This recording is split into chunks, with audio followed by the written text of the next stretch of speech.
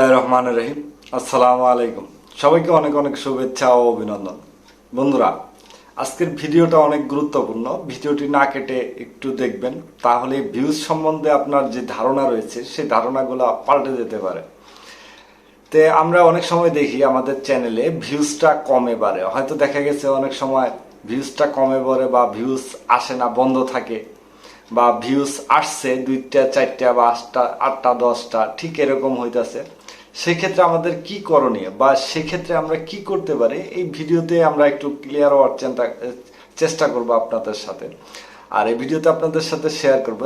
এখনো যারা এই চ্যানেলটিকে সাবস্ক্রাইব করেন নাই, তারা অবশ্যই চ্যানেলটিকে সাবস্ক্রাইব করবেন এবং নতুন নতুন ভিডিও দেখার জন্য সাবস্ক্রাইব করে বেল আইকনে অলে ক্লিক করবেন। তো বন্ধুরা, একজন নতুন ইউটিউবারের ক্ষেত্রে আপনি জিনিসটা বুঝেন, তার কি ভিউজটা প্রয়োজন? আপনার কাছে আমার প্রশ্ন, সেটা কমেন্ট বক্সে অবশ্যই লিখবেন যে একজন নতুন ইউটিউবারের কি তার ভিউজ প্রয়োজন না ওয়াচ টাইম প্রয়োজন। আর একজন মনিটাইজেশন যার চ্যানেল আছে, তার কি ওয়াচ টাইম দরকার না ভিউজ প্রয়োজন?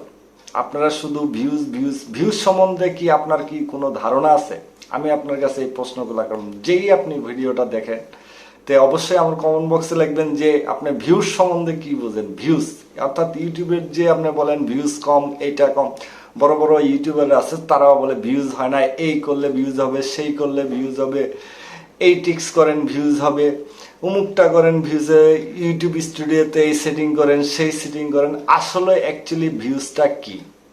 একজন নতুন ইউটিউবারের জন্য ভিউজের কোনো প্রয়োজন নাই। আমি আপনাদেরকে বলি, একজন নতুন যে ইউটিউবার আছে তার কোনো ভিউজের প্রয়োজন নাই, কিন্তু একজন মনিটাইজেশন যার চ্যানেলে আছে তার অবশ্যই ভিউজের প্রয়োজন। কারণ তার ভিউজ ছাড়া ইনকাম আসবে না তার চ্যানেলটিকে, কারণ সে যেহেতু তার ইউটিউব চ্যানেল থেকে আর্ন করতেছে, তাহলে তার অবশ্যই ভিউজের প্রয়োজন।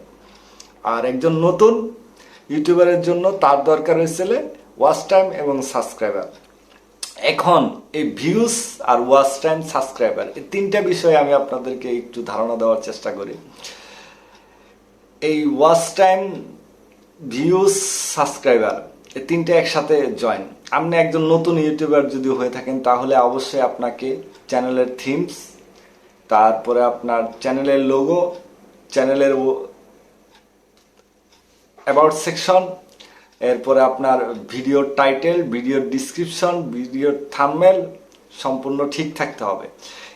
এবং ভিডিওর ভিতরে আপনি যে বিষয়বস্তু নিয়ে আলোচনা করছেন সেটাও ঠিক থাকতে হবে। মানে এগুলোর সাথে সমস্ত কিছুর মিল থাকতে হবে, তাহলে আপনার ভিডিওটা ভিউজ আসবে এবং ভিউজের সাথে সাথে ওয়াচ টাইম আসবে। এবার ভিউজ একটা আসলে যদি আপনার ভিডিওতে লেন্থ থাকে 20 মিনিটের, তাহলে আপনার সেখান থেকে কিছু অংশ কেটে ফেলে দিয়ে ইউটিউব আপনাকে বাকি যেটা থাকবে সেটা দিবে। তাহলে একজন নতুন ইউটিউবের জন্য কোনো ভিউজের প্রয়োজন নাই, তার প্রয়োজন ওয়াচ টাইম। সে তার ভিডিওটাকে কোয়ালিটি সম্পন্ন করলে এবং ইউটিউবের যে পলিসি আছে সেই পলিসি, এখন এই পলিসিটা হতে পারে community guidelines, copyright guidelines, YouTube studio policy, বিভিন্ন পলিসি, ইউটিউবের যে কন্ডিশন আছে তার ভিতরে থেকে একজন নতুন ইউটিউবারের জন্য একটি ভিডিও তার তৈরি করে ইউটিউব আপলোড করতে হবে। তো তাহলেই তার ভিউজটা কমবে না এবং বাড়বে না।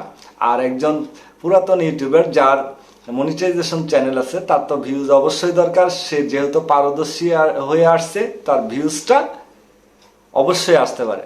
তো বন্ধুরা, এই যে ভিডিওটা, এই ভিডিওটার ভিতরে আপনাদের কি মন্তব্য থাকলো, যে আমি যতটুকু আপনাদেরকে বিশ্লেষণ করে বোঝানোর চেষ্টা করছি, সেখানে যদি আপনারা কিছু বুঝে থাকেন, তাহলে সেটাও ভিডিওর কমেন্ট বক্সে কমেন্ট করবেন। আর নতুন নতুন ভিডিও পাওয়ার জন্য তো বন্ধুরা অবশ্যই সাবস্ক্রাইব করে বেল আইকনে অলে ক্লিক করবেন।